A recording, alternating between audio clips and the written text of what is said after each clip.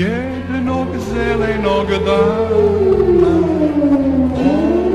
zelenog leta, kada je bila rana odlučila da cveta. Spavajmo, sanjajmo,